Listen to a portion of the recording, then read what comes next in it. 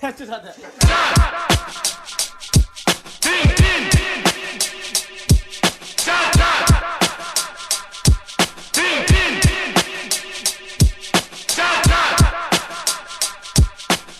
I'm Naoto. It's a qualifying day at the two-wheel drive routes. Let's go.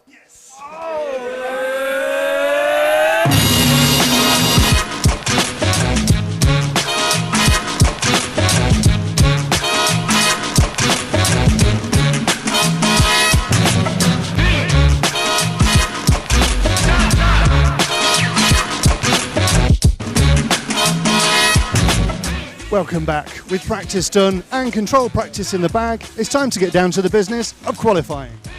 Where with drivers seeded into 15 groups based vaguely on how fast they are and some other confusing factors, 4 rounds take place today and it's all to play for.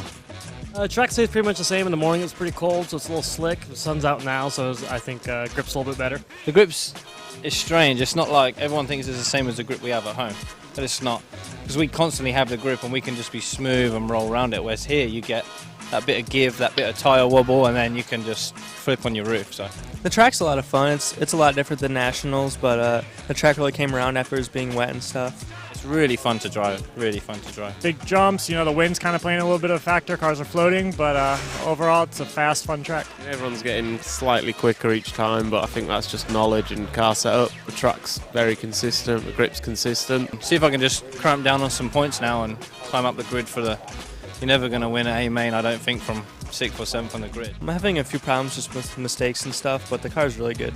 It's getting slowly better. Got 2 rounds to go, and hopefully I can put in some miracle runs. That round's pretty good for me. I think I got 10, so it's kind of surprising for me. 6 people on 300 dead, I'm last of them, so it's one of them things. Well, Phil, qualifying was always going to be a mixed bag, wasn't it? But this morning, Jared Tebo was on top.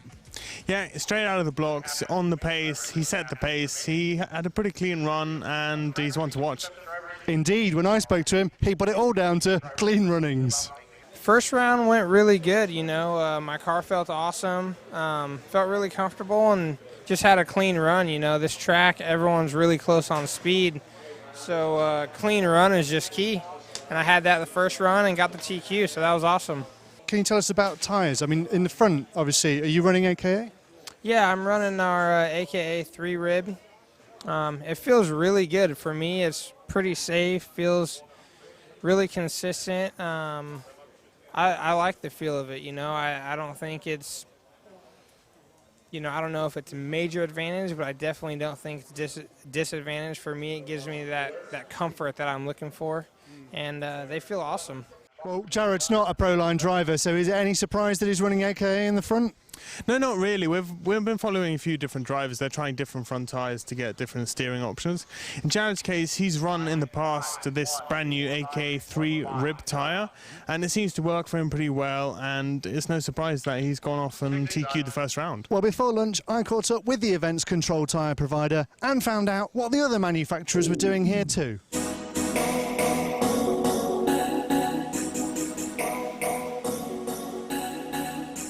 Adams from Proline.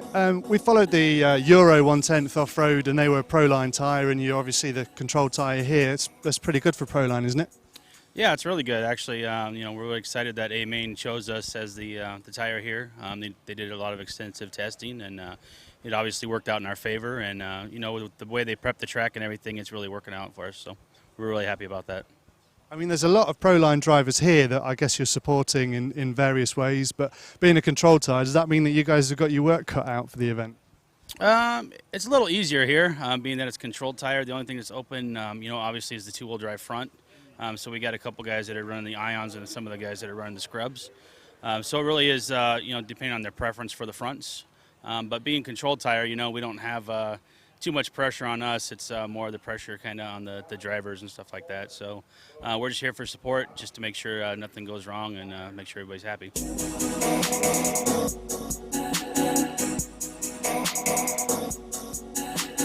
What sort of role do you play here? Well, things are a little bit different with the Worlds being a control tire. Obviously, we don't have a bunch of tires that we can try out with the team guys. Just more or less here for support.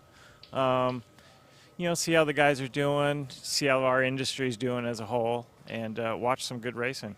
I can see how it's an interesting situation. Are you finding a setup that works with a Proline tyre in the back and an AKA in the front?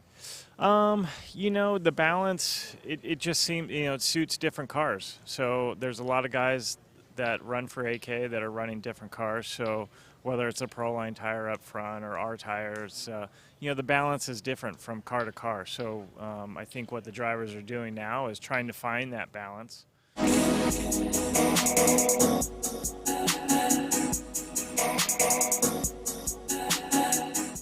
Is it an odd situation trying to find the perfect setup or the best setup you can with a Proline rear and a J-Concepts front?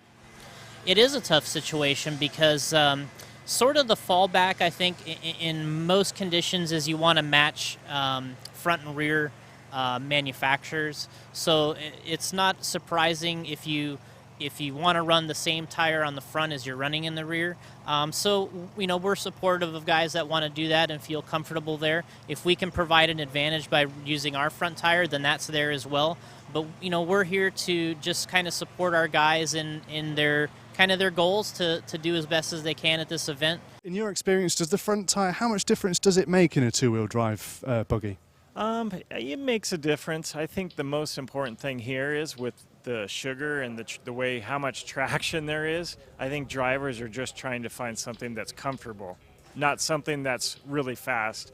When we were here for the Nationals, it's really important to have a car that's comfortable to drive for the duration of the race. As little as it seems, I've been to these events before. You can win these world championships by having the correct front tire. Just because you're taking the rear out of the equation doesn't mean that the front doesn't matter. I think it makes it almost just as important, maybe more, to have the right front tire. So we're supporting our guys with front tires, inserts, obviously the full selection of parts, the bodies, the wings. We're trying to make sure everybody has what they need from us. We're bringing out a few new goodies for the rear suspension of the C4.2.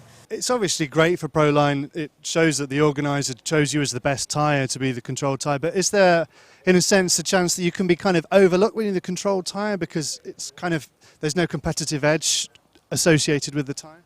Yeah, I mean, in a way it can be, just because, everybody's running the same tire, like I said, you know what I mean? But, obviously there's the tuning options with everybody in their cars and stuff like that. So it's kind of the way they make their car adjust to the tires themselves, It's an interesting situation with the two-wheel drive, isn't it? With the front two tyres being open. Do you think that's a good thing, or do you think that it would be simpler if just both classes were controlled for all four tyres? Yeah, it would take a lot of the guesswork out of it, if everything was controlled, completely as far as fronts and rears. I understand it being open as well. There's a chance for other manufacturers to, be able to use their tires as well. It would simplify the event more if everything was controlled and then everything was in impound. There'd be no questionable, tires, compounds, or inserts or anything like that. Do you think that the IFMAR event here, the electric buggies, should be a control tyre or not? I think it should be, because the difficulty running these races it's difficult enough, and I think we probably have here, just in front tires, we probably have 10 to 12 boxes of tires just for front tires for two-wheel drive. If this was an open tire event, it would be very difficult for us to, we would fill a whole storage container or a box truck with the tires required to run here. And then at the end of the day, everyone's going to want to run whatever the fastest guy ran in that TQ run. And we could either have the best tire or we could have not the one that you want that weekend. And I think it takes a lot of the burden off the drivers to give them that control tire. And I would honestly, I'm in favor of that for all these world championships, because I think it's a lot easier for the driver and it makes sure everybody's on a level playing field. Do you think that this should be a controlled tyre for this event?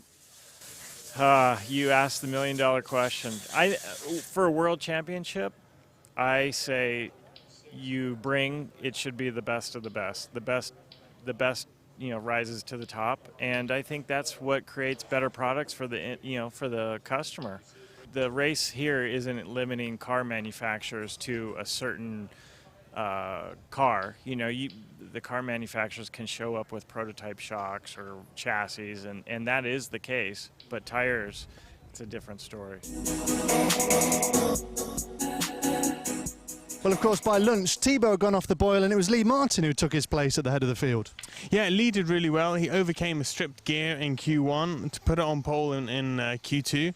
Had a super consistent, clean run, and is looking like one of the favourites, I'd say. Indeed, I caught up with him, and at that point, he was pretty happy. First one was pretty good, and then the second one was really good.